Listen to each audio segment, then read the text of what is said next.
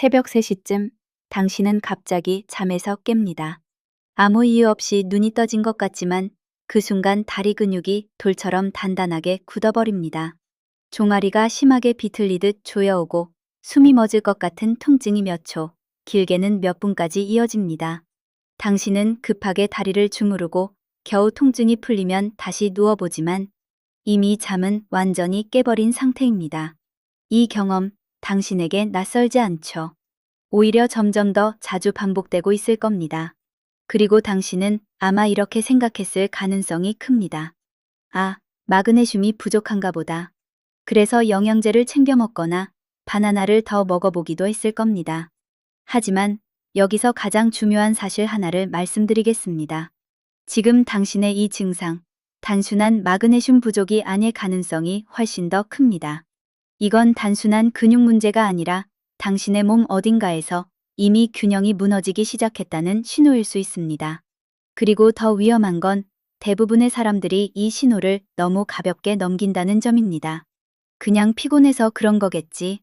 나이 들면 다 이런 거 아닌가? 이렇게 생각하며 넘어가는 순간 당신은 진짜 원인을 놓치게 됩니다. 오늘 이 영상에서는 왜 다리에 쥐가 나는 진짜 이유가 마그네슘이 아닌지, 그리고 당신의 몸 안에서 어떤 일이 벌어지고 있는지 아주 쉽게 설명드릴 겁니다. 단순히 원인을 아는 것에서 끝나는 것이 아니라 오늘 밤부터 바로 바꿀 수 있는 방법까지 알려드리겠습니다. 혹시 최근 일주일 안에 한 번이라도 다리에 쥐가 난 적이 있다면 댓글에 1이라고 남겨보세요. 당신만 겪는 문제가 아니라는 걸 알게 될 겁니다. 이제 가장 먼저 이해해야 할 중요한 부분이 있습니다. 왜 우리는 이 증상을 마그네슘 부족이라고 착각하게 되었을까요?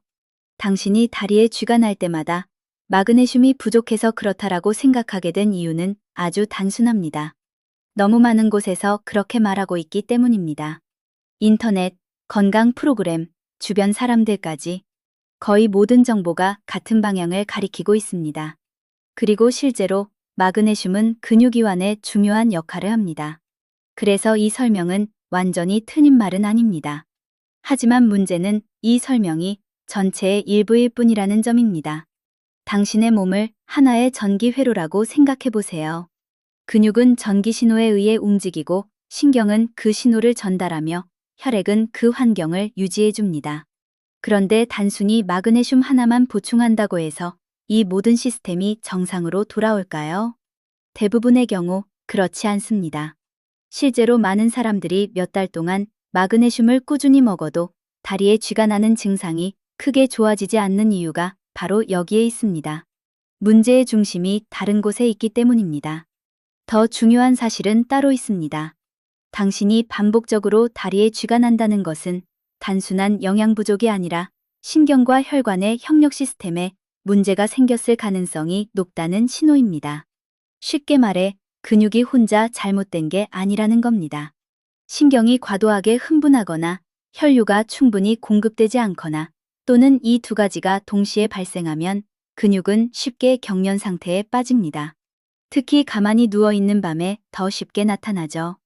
여기서 많은 사람들이 놓치는 포인트가 있습니다. 낮에는 괜찮다가 왜 꼭 밤에만 심해질까요? 단순히 피곤해서가 아닙니다. 당신이 누워있는 동안 혈액순환의 방식이 바뀌고 신경의 민감도도 달라집니다. 이때 이미 불균형이 있는 상태라면 근육은 아주 작은 자극에도 과하게 반응하게 됩니다. 그 결과가 바로 그 고통스러운 쥐입니다. 그리고 이건 단순히 불편함에서 끝나지 않습니다. 이 상태가 계속 반복된다는 건 당신의 몸 안에서 조절 시스템이 점점 더 불안정해지고 있다는 의미이기도 합니다. 만약 지금 이 단계에서 원인을 바로잡지 않으면 단순한 쥐를 넘어서 더 큰 문제로 이어질 수도 있습니다. 그렇다면 도대체 근육이 아니라면 당신의 몸에서 정확히 어떤 일이 벌어지고 있는 걸까요? 당신의 다리에 쥐가 나는 순간을 조금 더 깊이 들여다보겠습니다. 그 짧은 몇 초 동안 당신의 몸 안에서는 생각보다 훨씬 복잡한 일이 벌어지고 있습니다. 근육이 갑자기 굳어버리는 이유는 단순히 피로 때문이 아닙니다.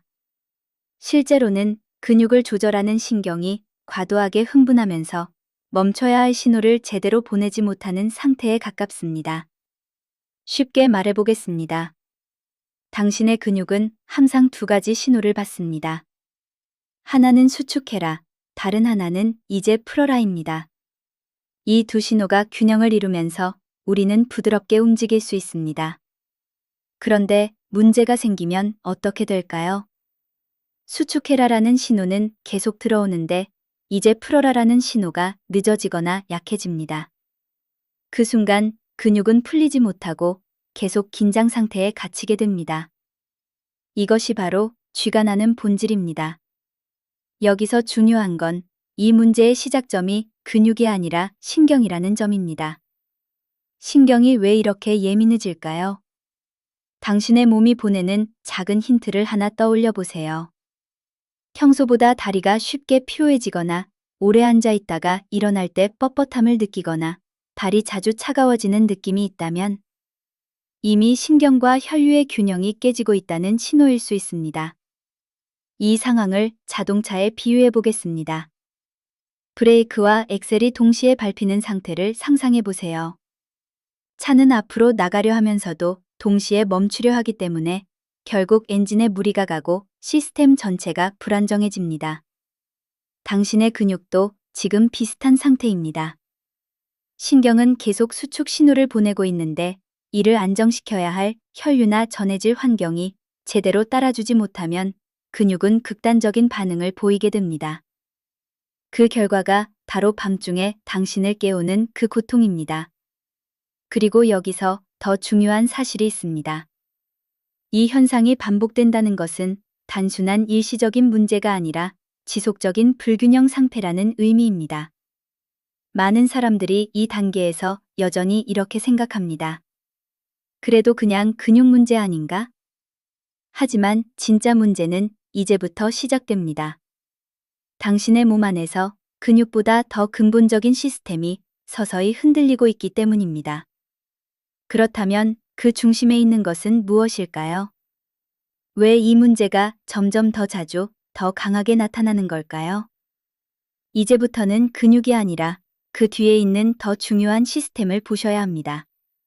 바로 혈관과 혈류입니다. 당신은 아마 이렇게 생각할 수 있습니다.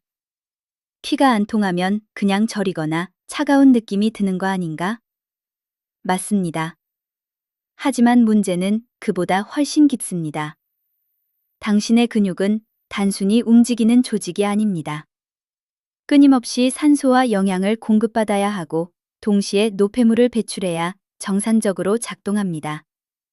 이 모든 과정은 오직 혈액을 통해 이루어집니다. 그런데 만약 이 흐름이 조금이라도 느려지거나 불균형해지면 어떻게 될까요?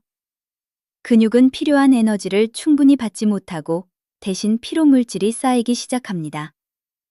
이 상태에서는 아주 작은 자극에도 근육이 과민하게 반응하게 됩니다. 그리고 그 결과가 바로 갑작스러운 경련, 즉 쥐입니다.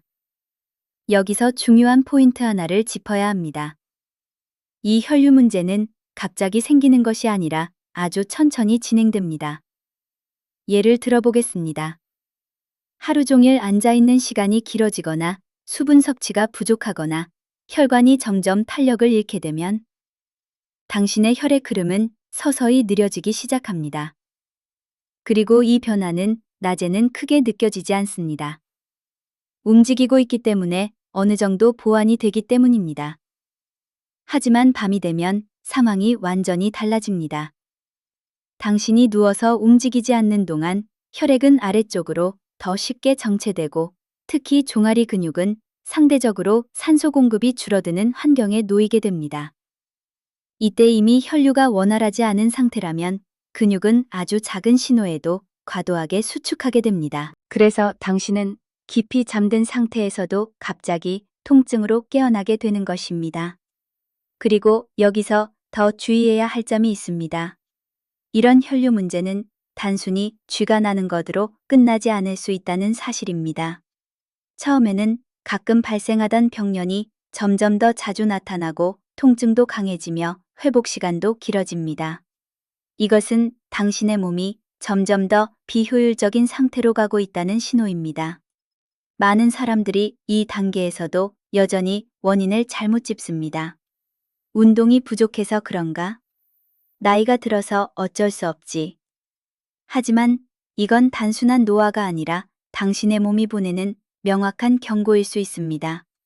그리고 아직 끝이 아닙니다. 왜 이 문제가 특히 밤에 더 심해지는지 그 이유를 이해하지 못하면 아무리 노력해도 해결되지 않습니다. 그렇다면 왜 하필이면 밤일까요? 왜 하필이면 밤일까요? 이 질문의 답을 이해하지 못하면 당신은 계속 같은 문제를 반복하게 됩니다. 많은 사람들이 이렇게 생각합니다. 낮에 피곤해서 밤에 쥐가 나는 거겠지? 하지만 실제로는 그 반대입니다. 문제는 피로가 아니라 정지 상태입니다. 당신이 낮 동안에는 걷고 움직이고 자세를 바꾸면서 혈액이 자연스럽게 순환됩니다. 근육도 계속 자극을 받기 때문에 신경과의 균형이 어느 정도 유지됩니다. 그런데 밤이 되면 어떨까요? 당신은 몇 시간 동안 거의 움직이지 않은 상태로 누워있게 됩니다. 이때부터 문제가 본격적으로 드러납니다. 먼저 혈류의 흐름이 느려집니다. 특히 종아리와 발 쪽은 심장에서 가장 먼 부위이기 때문에 혈액이 아래쪽에 정체되기 쉽습니다. 그리고 동시에 신경의 민감도는 더 높아집니다. 잠든 상태에서는 외부 자극이 줄어들기 때문에 내부 신호에 더 예민하게 반응하게 됩니다. 이 두 가지가 겹치면 어떤 일이 벌어질까요? 혈류는 충분하지 않고 신경은 더 예민해진 상태에서 근육은 작은 변화에도 과하게 반응하게 됩니다. 그 결과가 바로 밤중에 갑자기 발생하는 강한 경련입니다. 이 상황을 조금 더 쉽게 비유해 보겠습니다. 조용한 밤에 작은 소리 하나도 크게 들리는 것처럼 당신의 몸도 밤에는 아주 작은 불균형을 크게 느끼게 됩니다. 그래서 낮에는 아무렇지 않던 상태가 밤이 되면 갑자기 통증으로 바뀌는 것입니다. 여기서 중요한 신호가 하나 더 있습니다. 만약 당신이 거의 같은 시간대에 반복적으로 쥐가 난다면 이것은 우연이 아닙니다. 당신의 몸이 특정 조건에서 반복적으로 실패하고 있다는 의미입니다. 그리고 이 상태를 계속 방치하면 단순한 수면 방해 수준에서 끝나지 않습니다. 점점 더 깊은 문제로 이어질 수 있습니다. 예를 들어 혈류가 계속 좋지 않은 상태가 유지되면 근육뿐만 아니라 주변 조직까지 영향을 받게 됩니다. 피로가 쉽게 쌓이고 회복이 느려지며 결국에는 작은 활동에도 부담을 느끼게 됩니다. 많은 사람들이 이 단계에서야 비로소 불안을 느끼기 시작합니다. 이거 계속 이러다가 더 큰 병 되는 거 아니야? 그 질문 틀리지 않았습니다. 왜냐하면 지금 당신이 겪고 있는 이 증상은 단순한 불편함이 아니라 더 큰 문제로 이어질 수 있는 시작 신호일 수 있기 때문입니다. 그렇다면 이 상태를 계속 방치하면 실제로 어떤 일이 벌어질까요? 이 상태를 계속 방치하면 어떤 일이 벌어질까요? 많은 사람들이 그냥 쥐가 좀 더 자주 나는 정도겠지 라고 생각합니다. 하지만 실제로는 그보다 훨씬 더 큰 변화가 당신의 몸 안에서 진행될 수 있습니다. 가장 먼저 나타나는 변화는 회복력의 저하입니다.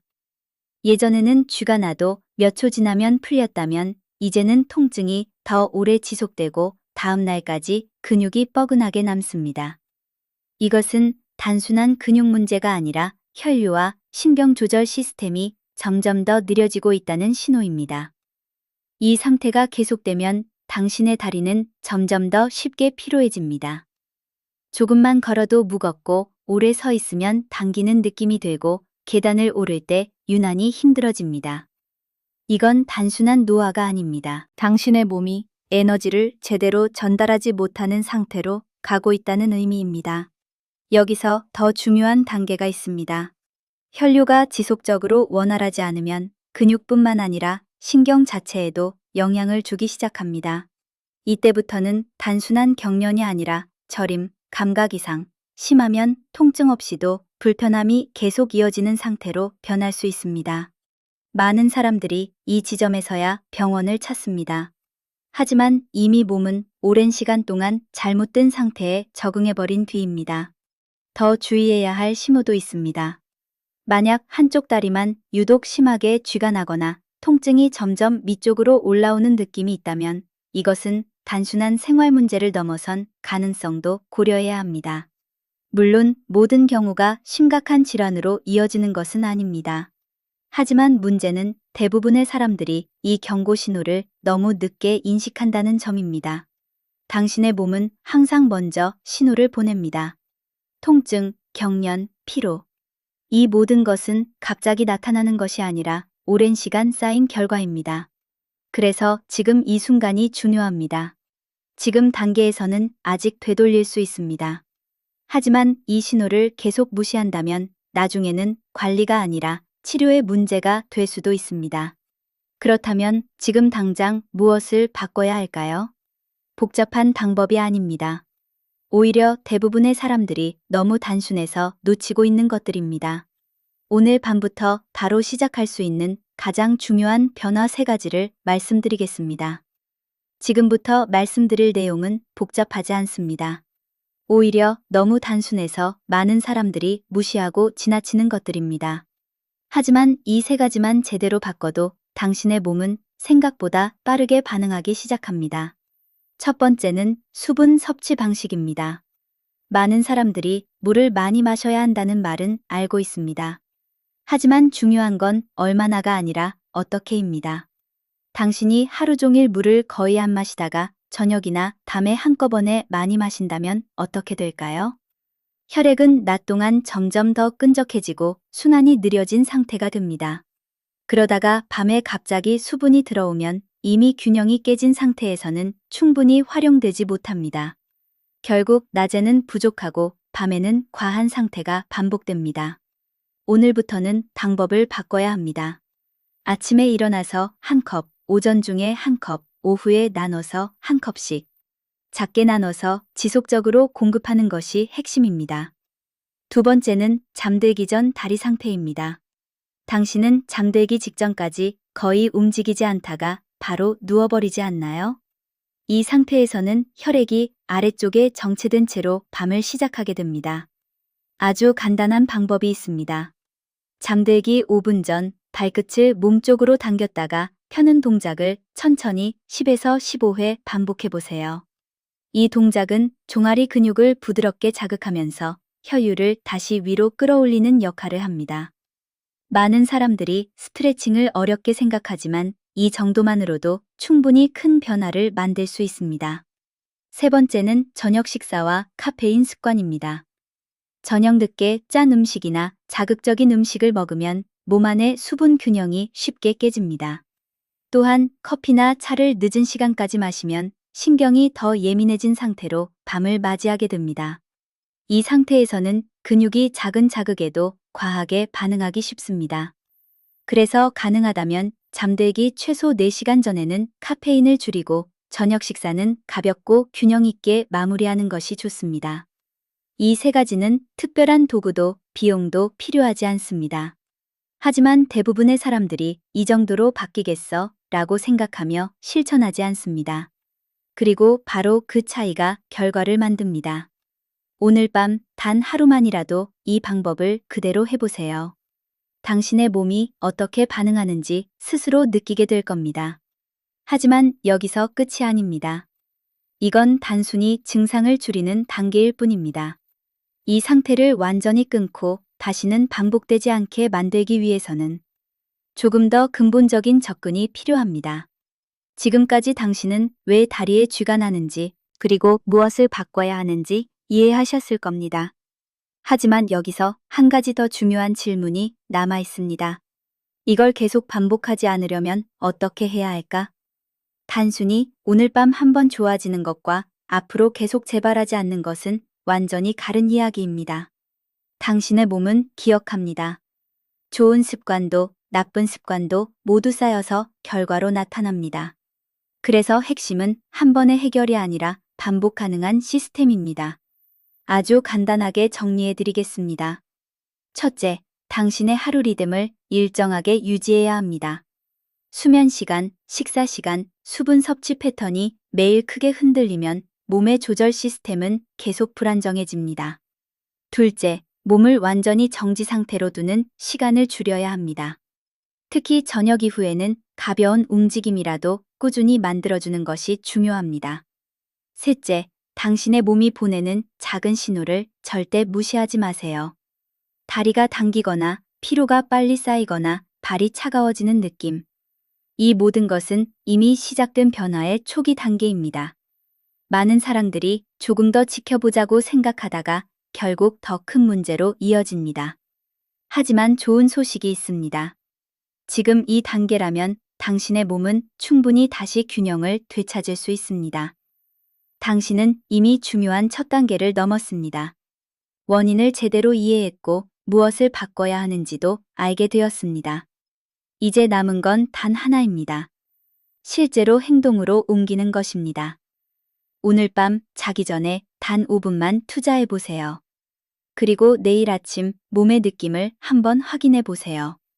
만약 조금이라도 달라졌다면 그건 우연이 아닙니다. 당신의 몸이 변화에 반응하기 시작했다는 신호입니다. 댓글에 시작이라고 남겨보세요. 그 한 단어가 당신의 습관을 바꾸는 첫 단계가 될 수 있습니다. 그리고 이 영상이 떠오르는 가족이 있다면 꼭 공유해 주세요. 당신에게 중요했던 정보가 그 사람에게는 더 필요한 신호일 수 있습니다. 당신의 몸은 아직 늦지 않았습니다. 지금부터가 진짜 시작입니다.